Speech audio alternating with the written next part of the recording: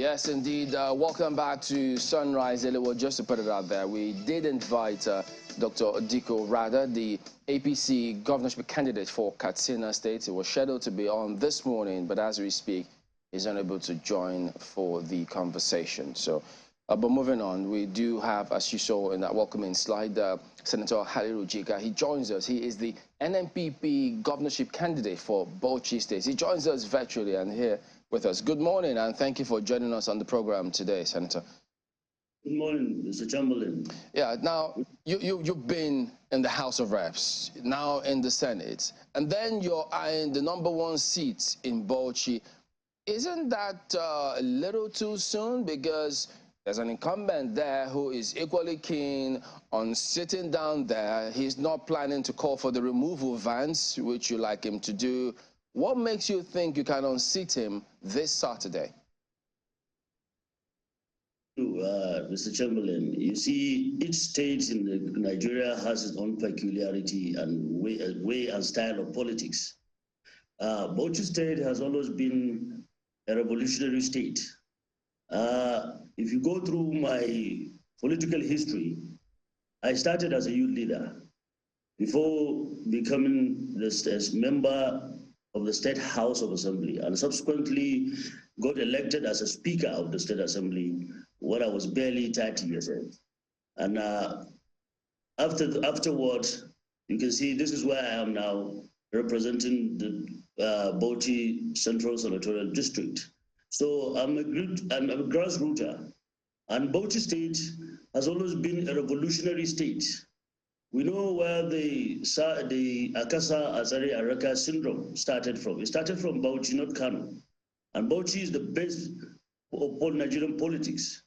So I'm very confident and positive that the youth and women of Bauchi will speak this coming Saturday, 18 March, inshallah. Senator, could you translate that proverb for those who may not understand it? Okay, it means that you will cast your vote, wait for it, protect it, and make sure you declare at the polling unit.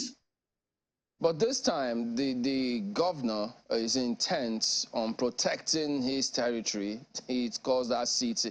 He wants to stay there. Then you have the APC candidate. So you have quite interesting people in that state who have support across board in the state. So what is it that what kind of message do you think will resonate with the people to make them look your way this Saturday?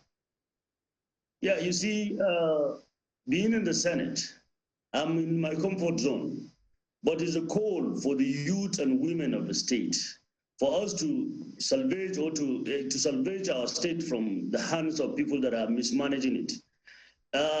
Bauchi State is a civil servant state. So, and when you come to Bauchi State, I've toured the 212 wards of the state campaigning for NNPP. And when we see there is an ISO, there is no presence, single presence of government all across the 212 wards. That is why I found it very important or very necessary for me to lead this mission or this battle to rescue our state from the hands of these people. You have chaired...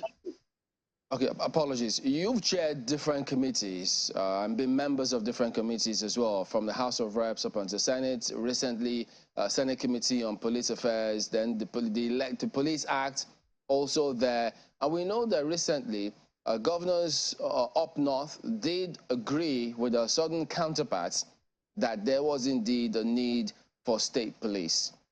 Now, that hasn't come to be. You want to be a governor. Isn't this going to perhaps make people in the state think, well, senators, why should we look at senators' way? After all, the governors wanted us to have a proper security architecture that is closer home. They didn't do it, and now you want them to vote you as governor, having not done what the people wanted. You see, the issue is not about creating the state police. There's a motive behind that call or move for the call of state police. What we have in Nigeria, the Nigerian police, we need to fix that first. I always give this example of South Africa with a population of just about 50 million people in South Africa. South Africa today have over 2 million police in South Africa. Nigeria will have over 200 million people. We have less than 500,000 police men and women policing this country. We don't expect them to perform magic. We have to fix the national police first before thinking of going to the states. Because as it is now, with the peculiarity and the current political situation, we're afraid that the governors will use that as a campaign tool, or will use that to suppress their opponent or to oppress them. Well, this question is almost cliche now, but people always look back at how parties performed at the presidential elections to see just how they'll be able to do in the governorship election. In fact, in some states, that's how they labeled battleground states. Bauchi will be interesting, but the NNPP didn't quite have a great showing in the presidential elections. So why do you think that your party would all of a sudden gain popularity in the governorship elections? I just speak of peculiarity. Bauchi State, we don't do our politics based on party basis. We do that on individual basis. It's about the individual. You may recall that the last election, the present governor, the sitting governor, came under the platform of PDP, People's Democratic Party. And without the support, without the membership of the national, without getting any seat from the Senate, and over about 9 members of House of Representatives from APC, and yet he became the governor after the presidential and national assembly election. So Bauchi State, we don't vote based on party inclination. We vote based on individual capacity and who we think is for Bauchi people. It makes the elections even more interesting when you now have, very strong oppositions, as we're beginning to see in our central elections. I'm just wondering, but what people are saying is that it will seem that even then, opposition is stronger when it pulls together, rather than, especially in trying to unseat an incumbent. In your own analysis, don't you think that because right now you are senator for Bauchi Central, to try and get 2 other major senatorial districts will be certainly a Herculean task. Don't you think that you should have been merging or seeking alliances from other parties that might be strong in other areas? When you look at my political pedigree, you will see that this is going to be the 5th time I'm going to participate in an election, and I've won 4 out of those 5 times I've contested. So it shows you the kind of confidence that the people of Bauchi State will have on me. And those 2 other opponents, the other one of the APC is a greenhorn. He has no idea of the rules of the game or how the dynamics of the game. And even this one, how will I call it? I'm a senior senator, and he has just stayed only 2 years in the Senate. So when it comes to... It's interesting you call a former chief of air staff a greenhorn, but let me... Greenhorn in this field. I am the general here.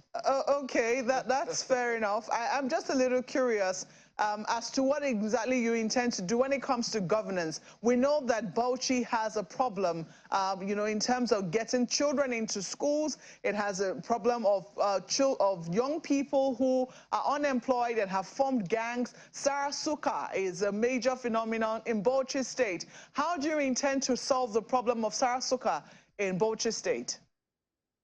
You may recall that during my time as the Speaker of Bauchi State,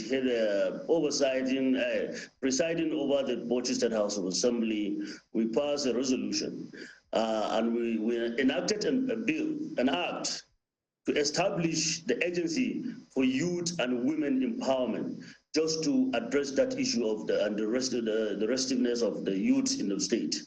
That the major function of that agency is to provide skill acquisition and grant to all the women and the youth of the state that has addressed during that time in 2007 way up to 2011.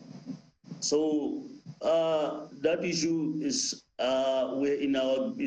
adequately captured in our action plan, the NNPP. Listen, inshallah.